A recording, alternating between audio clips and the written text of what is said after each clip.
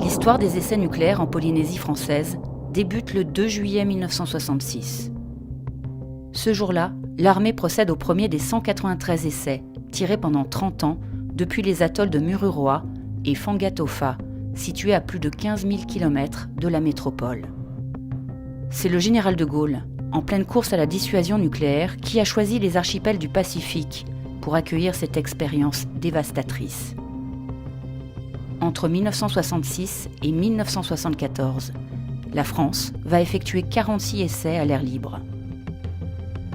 Ces explosions sont parmi les plus contaminantes du programme nucléaire français. Ce que ne raconte pas la propagande de l'époque.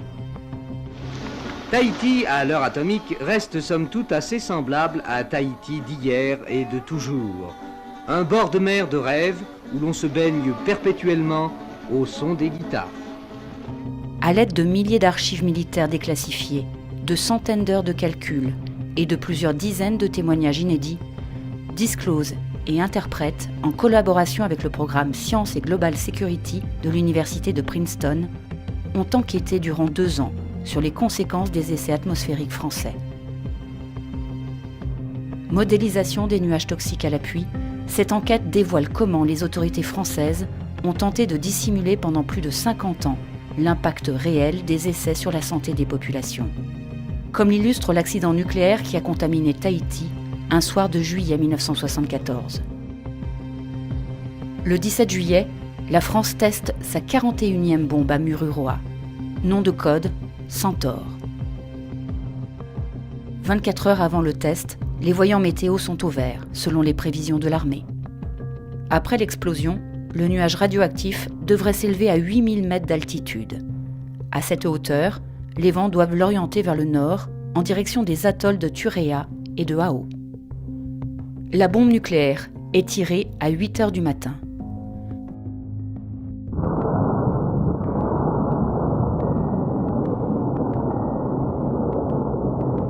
Mais rien ne va se passer comme prévu, comme le révèle cette modélisation inédite. Le champignon atomique s'élève à 5200 mètres dans l'atmosphère, au lieu des 8000 mètres initialement prévus. À cette hauteur, les vents ne poussent plus la tête du nuage vers le nord, mais vers l'ouest, en direction de Tahiti, et de sa capitale, Papeete, 80 000 habitants à l'époque.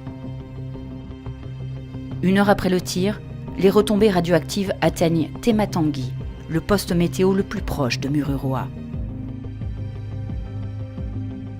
Elle passe au-dessus de 4 atolls, situés sur sa trajectoire,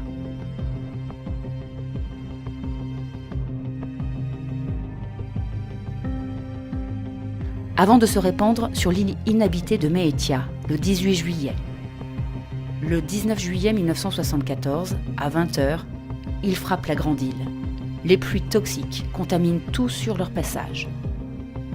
Les poussières de Centaure ont mis plus de 42 heures avant d'arriver à Tahiti. Durant ce laps de temps, les militaires ont gardé le silence et n'ont pas confiné la population. En nous appuyant sur les données des autorités, nous avons réévalué les doses de radioactivité reçues par la population de Tahiti. D'après nos calculs, La totalité des 110 000 habitants de Tahiti et des îles voisines ont été exposés à des retombées bien plus importantes que les chiffres retenus par l'État français. La différence est de l'ordre de 40%. Prenons l'exposition à la radioactivité d'un enfant de moins de 2 ans. Les résultats obtenus sont au moins 2 fois supérieurs aux estimations officielles. De fait, toute personne ayant contracté l'une des 23 maladies radio-induites, qui sont reconnues comme une conséquence des essais, pourrait demander réparation à l'État. À ce jour, seulement 63 Polynésiens ont été reconnus comme victimes des essais nucléaires français. Sur les 6 essais que nous avons modélisés, nos estimations des doses de radioactivité reçues par la population sont entre 2 et 10 fois plus élevées que les calculs officiels.